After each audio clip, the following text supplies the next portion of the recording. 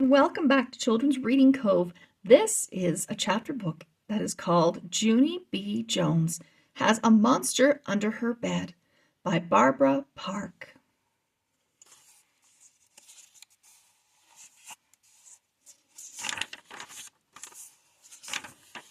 Chapter 1. The Cheese Man. My name is Junie B. Jones. The B stands for Beatrice. Except I don't like Beatrice. I just like B, and that's all. I am in the grade of afternoon kindergarten. Today we got school pictures taken at that place. School pictures is when you wear your bestest dress and you go to the cafeteria, and a cheese man is there. He makes you say, cheese. Only I don't actually know why. Then he takes pictures of you, and your mother has to buy them, or else you will get your feelings hurt. School pictures is a racket, I think. I wore my new dress with the dinosaur on the front. A dinosaur, huh?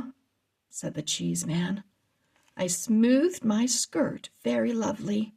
Yes, I said, it is a Tyrannosaurus dotty. You mean Tyrannosaurus Rex, he said. No, I mean Tyrannosaurus dotty, 'cause Rex is the boy and Dotty is the girl, I explained. The cheese man stood behind his camera. Say cheese, he told me. Yeah, only guess what? I don't actually know why I have to say that word, 'cause what's cheese got to do with it? I asked. Cheese makes you smile, said the cheese man. I shook my head. Not me. Cheese doesn't make me smile, I said, 'cause sometimes I eat a cheese sandwich for lunch, and I don't even giggle when I swallow that thing. The cheese man did a big breath. Could you please just say it? He asked. Yes, I said. I can please just say it. Only don't forget to tell me when you're ready, 'cause one time my Grandpa Frank Miller was taking my picture, and he didn't tell me he was ready. And then one of my eyes turned out open, and the other one turned out closed. I made the face to show him. See? See my eyes? See how one of them is open, the other one is... All of a sudden, the cheese man took my picture. My mouth came wide open at him. Hey, how come you did that? How come you took my picture? 'Cause I wasn't even ready yet. The cheese man kept on clicking his camera. Pretty soon he looked at the next person in line. Next, he said. I stamped my foot.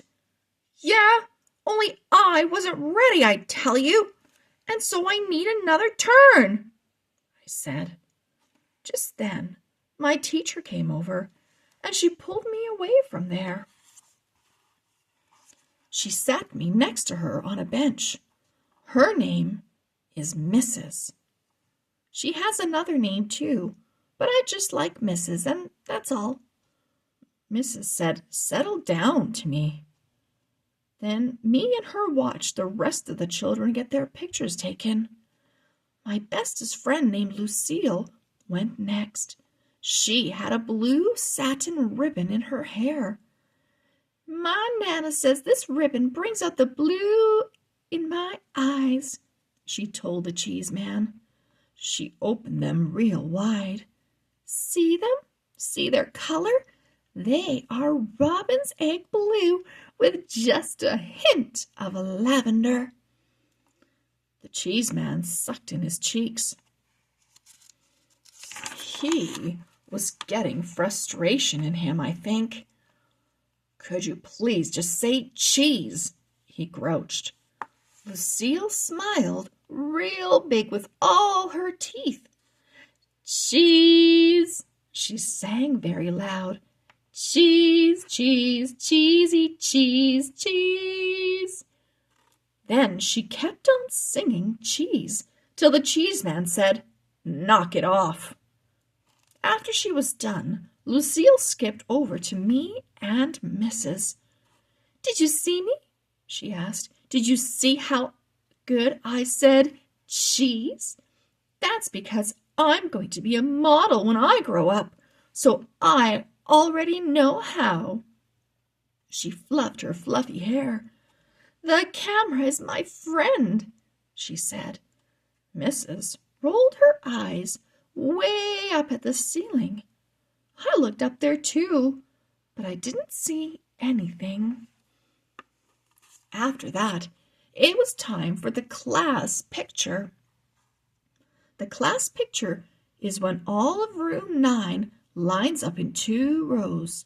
The biggie kids stand in the back, and the shorty kids stand in the front. I'm a shorty kid, only that is nothing to be ashamed of. I stood next to Paulie Allen Puffer. He looked very admiring at my dinosaur dress.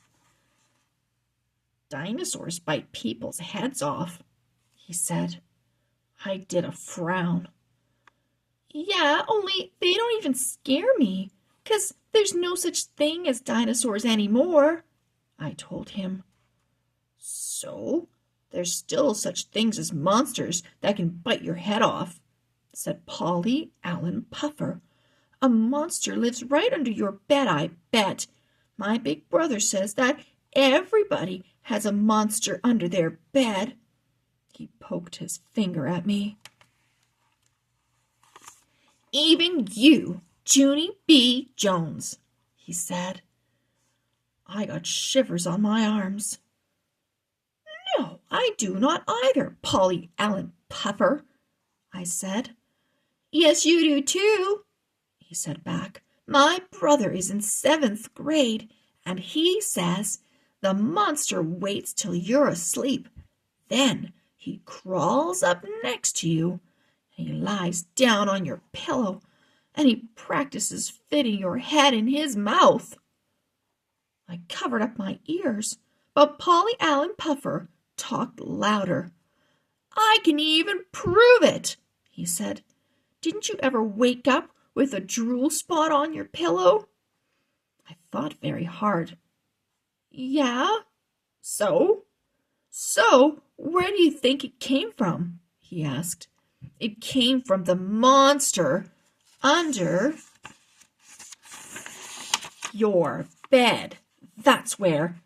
It was a monster drool, Junie B. Jones." I shook my head real fast. "No, it was not. Paulie Allen Puffer, you stop saying that, and I mean it." He raised up his eyebrows. "Well, where did it come from then? You don't drool on your pillow, do you? You're not a baby, are you?" he said. "No, don't call me that. I am not a baby," I yelled. Paulie Allen Puffer crossed his arms. "So where did the drool come from then?" he asked again. "I don't know," I said, "but my daddy told me there's no such things as monsters." "So what? Daddies have to say that," said Paulie Allen Puffer. "That's so you'll go to sleep at night and not bother them." He squinted his eyes at me. "Why do you think daddies and mommies sleep together in the same room? Anyway, it's so they can protect each other from the monster, or else their heads might get chewed off." Just then, I wrinkled up my nose at that terrible thought.